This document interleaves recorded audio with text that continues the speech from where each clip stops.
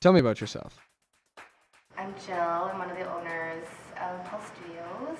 I graduated university about 5 years now.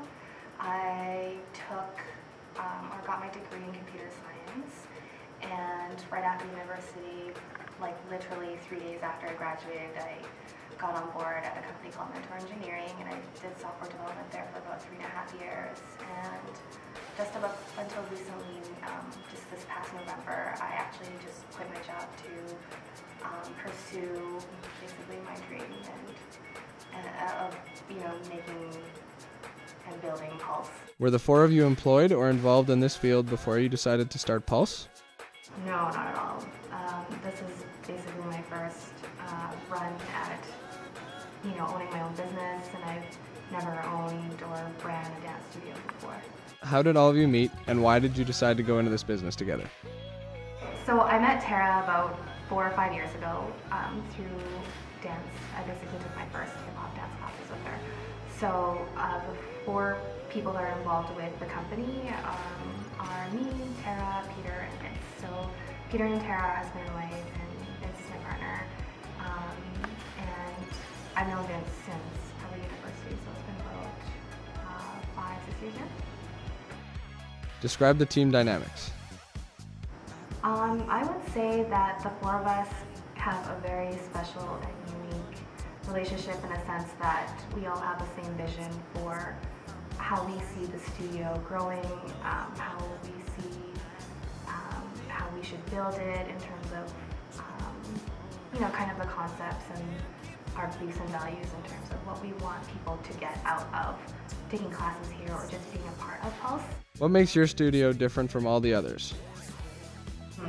Well, we're the first and basically only dance studio in Calgary, focusing on hip-hop and all the dance styles associated with hip-hop, and I think that's probably our biggest and most unique thing that sets us apart from the rest of the dance studios. And all of us that are involved with the company are very in tune with the hip-hop dance scene in Calgary, so we feel like there's a lot that we can bring to the table in terms of providing education and dance and the culture and the music, and just being in the culture itself is kind of like gives you kind of a little bit of credibility. I hope anybody's in running in a hip hop dance studio, but yeah, I think that's probably the one thing that how we distinguish ourselves from all of the other studios. Words of wisdom for someone trying to start a new venture? Well, there's been many times I would say that, for instance, my parents would be like, "You're crazy, like you don't know what you're doing. Why would you quit your awesome job for something that's really unknown and with really big financial risk?" And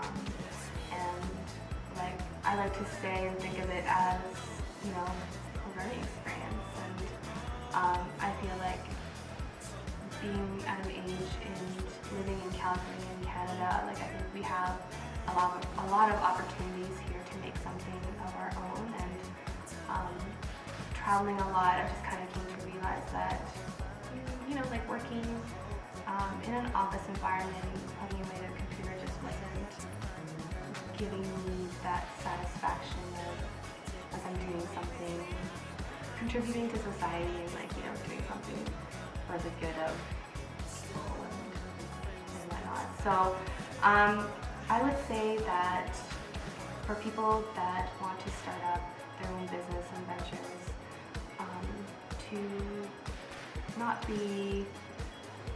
to not limit yourself and be really open to opportunities when you see them. And ultimately it comes down to your passion. So I'm sure a lot of people would say who are very successful in their lives with running businesses that, probably the number one reason they got into it was because they had a really awesome idea, one, or two, that they just loved it. And when you have those two things, or one or the other even, passion, no, those two things. You know, like things just kind of fall into place, and money doesn't really become an issue anymore because you're not necessarily working for money. You're just basically living your life, and you're doing something that you really love to do, and for some reason the universe just like makes it happen for you. And I think that's the cool thing about you know, entrepreneurs and you know, being able to start up a business. And a lot of people will give you, you know, a really good scare and be like, oh, you know, there's a lot of risks involved with that and whatnot. And yes, and I think you have to be smart in terms of, you know, weighing out the risks and is there like a really good practical chance of you making this a good go? And honestly, like sometimes you won't know until you actually make a good go of it. And we're really fortunate to be living in Canada. Like, I feel like if I were to lose everything right now and the house was to go under, I'd be totally okay with that, because I think there's opportunities to work, to find work. Like, I would be willing to work at, I don't know, I don't want to say any companies, but I would be willing to work at anywhere, basically, just to earn a living, to get myself back up my feet. And I think we're, in my generation anyways, like, I'm young enough to be able to take that risk right now, where, you know, you're just basically going for what you want to do and what makes you ultimately happy. Because really working for 60 years of our lives, maybe more. And hopefully it's not work, it's something that I actually just enjoy doing. So I would say go for it. But be smart.